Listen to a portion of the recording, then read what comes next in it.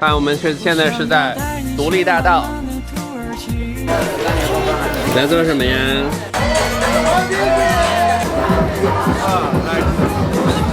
啊，这就是历代名人来这儿洗浴的人。哎，这就从土耳其浴洗出来了，看都帮你包的非常好啊。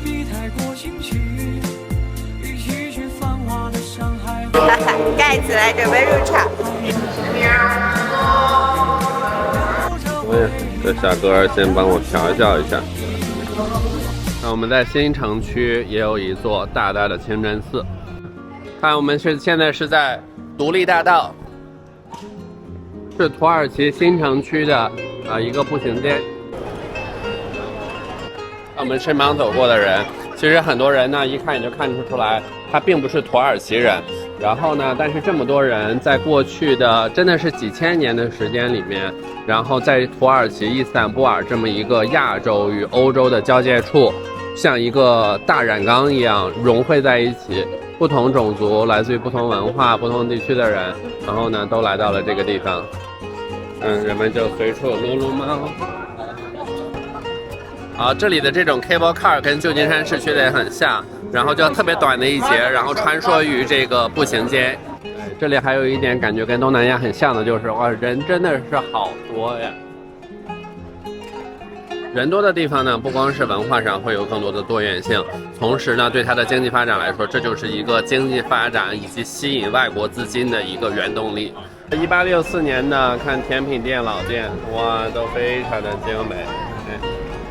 那我们现在呢，走到了伊斯坦布尔的新城区的码头，然后要去上一艘游轮。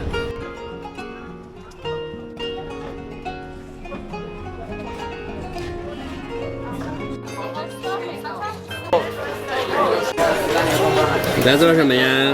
咖啡。哎，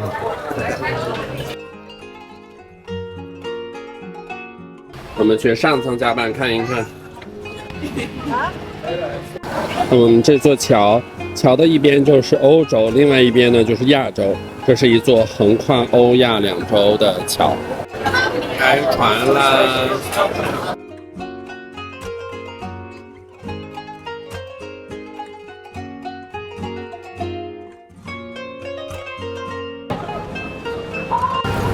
你在做什么，娇娇？差点掉了，哈哈。Cheese。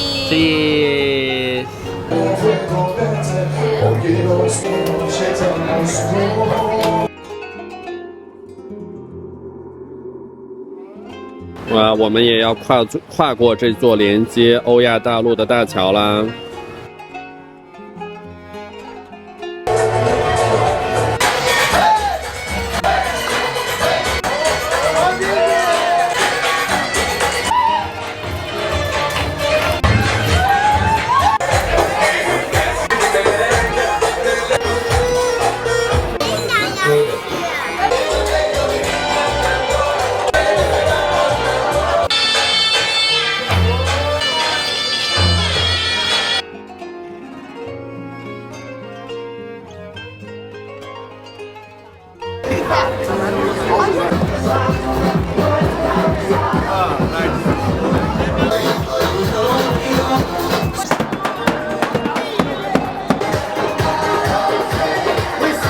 外面还很多商店开着，现在0点多了，外面还是挺热闹的。那哈马，我们来看土耳其浴啊，它的那个哈马就是土耳其语里的土耳其浴的意思。然后你看，它是1741年开始建立的。我们来看一看土耳其浴是什么样啊？这就是历代名人来这儿洗浴的人。看一看。这土耳其浴呢，这就是土耳其语里的土耳其浴的意思，右边这个词。那其实就是说呢，为什么土耳其浴很有名呢？就是土耳其这里不是经历过3个帝国吗？其中呢，第一个就是罗马帝国，罗马人一直都是会洗这种公共的浴室。然后呢，在罗马的帝国毁灭了之后呢，就留下了很多的这种公共浴室。后来的拜占庭时期的人呢，改造成了具有罗马风格以及穆斯林风格的浴室，因为穆斯林人也要去净身，所以说呢，就是传统的罗马风格加上穆斯林的一些净身文化融合了，就等于是国际化的本土化。对。你猜土耳其浴是什么样的呀？对呀，试一试跟中国的北方的大澡堂子大澡堂有啥区别？好，好，看这房顶，一看就是很有公共浴室的感觉啊。这些房间呢都是用来可以做按摩的。啊，这里呢真的是具有300年历史啊，非常的火爆。他们说呢，通常都要提前3天以上才能订到位置。所以我们刚刚来呢很巧，因为今天也不是周末，工作日，平时而且是一个上午，所以呢刚好有女性的位置，然后呢我可以过几个小时再回来才有位置。好，我们从这儿进来，看啊，每个人都会有一个独立的房间，然后在这房间里呢可以更衣，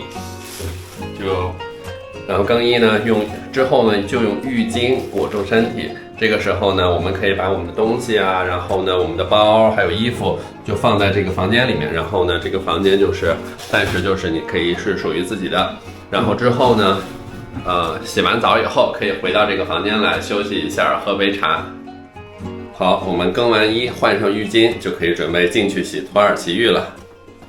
哎，这就从土耳其浴洗出来了，看都帮你包得非常好啊。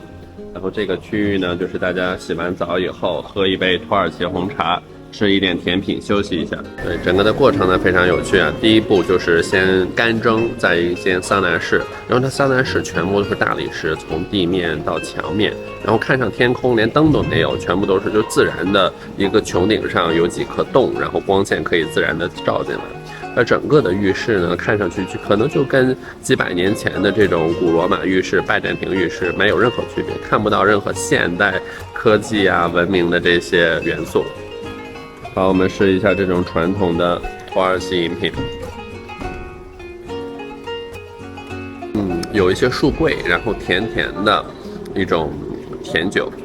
好，享用完这杯甜酒呢，我们就喝一下这传统的土耳其红茶。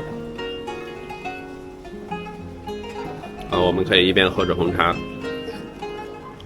刚刚说到泡完桑拿之后呢，就是来到了一间大浴室，整个大浴室里面全部都是这种大的大理石板，还有大理石桌凳。然后呢，你就躺在一个大理石板上。这个时候呢，就会先有一位男技师过来，就是干搓，然后把皮肤的泥全部搓下来，非常舒服，有一点痛，但是呢非常爽的一个过程。再之后呢，就是泡泡浴，这也是这种泡泡浴很不一样，整个的动作非常有力有节奏。然后呢是这种就是男技师泡泡浴，泡泡浴之后全身打上泡泡，然后呢就是进行全身的，因为衣服身上就很滑嘛，这个时候呢就是一种背部的按摩呀。然后呢，头发也是会帮你洗，就整个过程你就躺在大理石板上，什么都不用动。然后呢，它的冲水啊，全部都是用桶提着，就一桶一桶的水提过来，然后呢浇到你的身上，就是可能真的就是跟几百年前、上千年前这种古代的古罗马人、拜占庭人，这种奥斯曼帝国的这些人洗澡啊，可能就是这个样子。所以可以想象，在很久很久以前，这里作为丝绸之路的一个重要的驿站，就像我们前几天看到的这个大巴扎市场，人们呢从欧洲通往亚洲的人，亚洲通往欧洲的人，通过这条丝绸之路来到伊斯坦布尔。在这里，在大巴扎市场去进货，然后卖货，可能就相当于现在的淘宝、阿里巴巴或者是亚马逊。然后呢，在经历了这些旅途的劳累以后，来到这间大浴室，然后呢，就躺下，整个就是非常放松的躺平。然后呢，会有人帮你从头到尾的洗干净、按摩，非常的舒服。这个时候呢，全身清洁完以后，再出去喝一杯土耳其红茶，吃一些甜品，再吸上一壶水烟，然后呢放松之后，外面就是这里步行3-5分钟就是蓝色清真寺呀，还有索菲亚的教堂，然后呢再去进行一些心灵上像穆斯林他们的朝拜。所以这真正就是过去从几百年前人们去享受一天生活的方式。喝完土耳其红茶之后呢，回到自己的房间，看这里已经准备好了。这些可以吹干头发，然后呢清洁。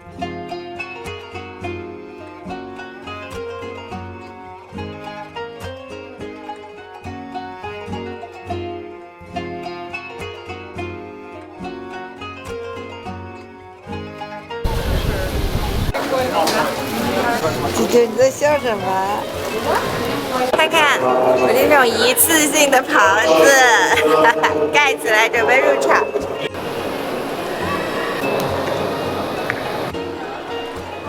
我们现在看到索菲亚，她有好多的身份哦。她曾经是东正教，然后又过天主教教堂，然后又变成了伊斯兰教教堂。然后在2020年以前呢，她曾经作为了一个博物馆，后来又从博物馆变成了大教堂，所以她的身份非常的多变，而且她见证了这些帝国的兴衰历史。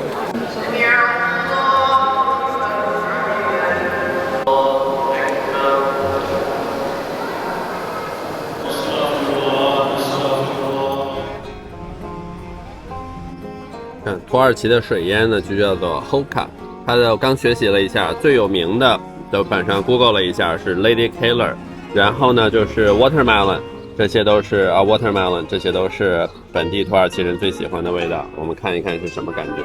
好，来了，看一看啊，这就是哎呀，这小哥先帮我调教一下。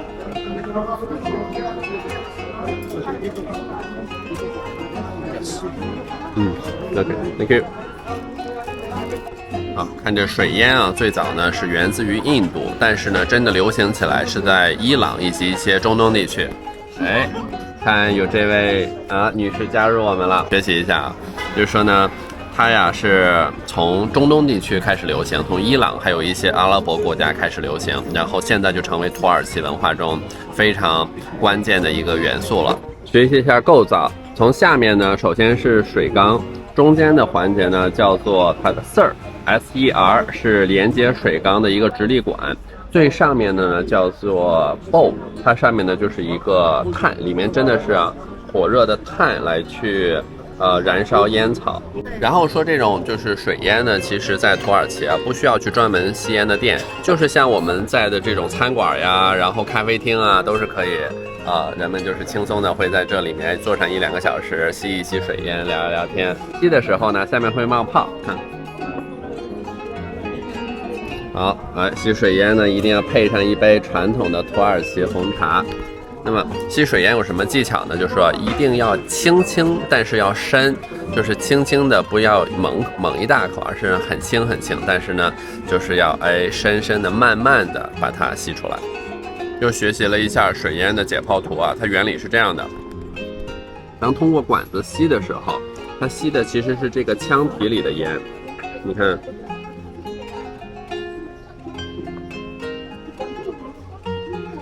然后随着腔体里的空气烟被吸出来，那么这个直管里的烟呢就被迫的从水里冒泡出来了，新的冒泡又重新进入到这个腔体里面。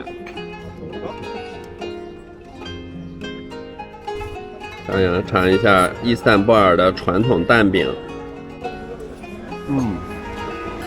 非常香的煎蛋饼，里面还有牛肉。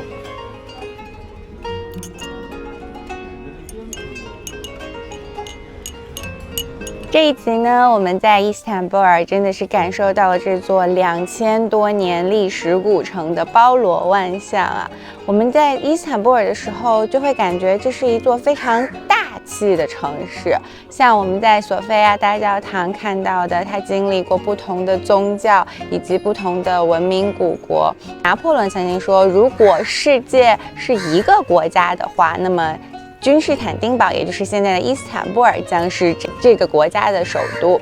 还有一种说法是，世界上有2种城市，一种是伊斯坦布尔，另外一种就不是伊斯坦布尔。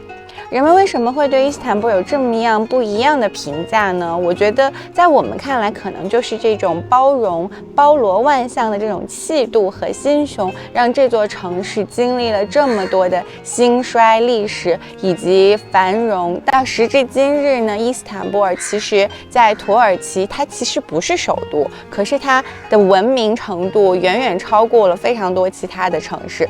那我们就想到说，究竟它是什么魅力吸引我们？我觉得其中一个很大的原因就是它的多样性以及包容性。那其实就想到了人，每一个人的气度和每一个人的大气，是不是也会成就我们的魅力呢？我记得在书上看到过一句话，说人赢在和气，败在脾气，成在大气。就想到古人的智慧，比如说像《孙子兵法》。《孙子兵法》里面，其实归根到底呢，为什么可以不败？其实是因为它主和，也就是说，他希望不要打仗，以不打仗而赢得世界、赢得长胜的状态。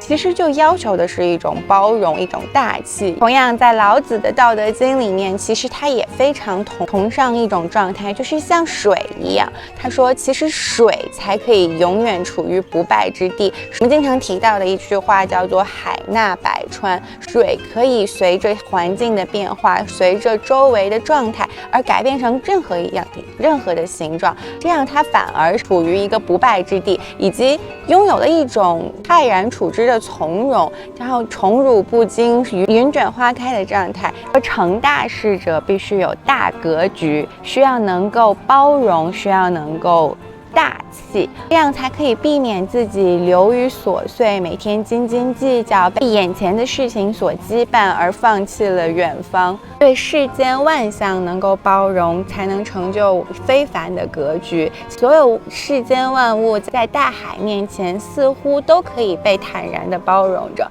那么如果我们也有一颗这样子的内心，是否也能够更多的去容纳世间的不一样，容纳生活的起起伏伏，同时让自己保持一颗豁达开朗的心境。像伊斯坦布尔一边是欧洲，一边是亚洲，同时容纳了多种宗教在这里融合、和平、和谐的相处。其实我们被这样子的魅力打动，所以如果我们能够像伊斯坦布尔这样一座包容万象的城市一样大气，能够做人平心静气，处事海纳百川，包容大气，使我们能够尊重各种多样性，能够尊重差异，更愿意去倾听和理解，同时容易原谅而放下怨恨，放下生气，也能够让每一个人更多的意识到自己的局限性，换之而来的其实更是一种自己对自己的自信。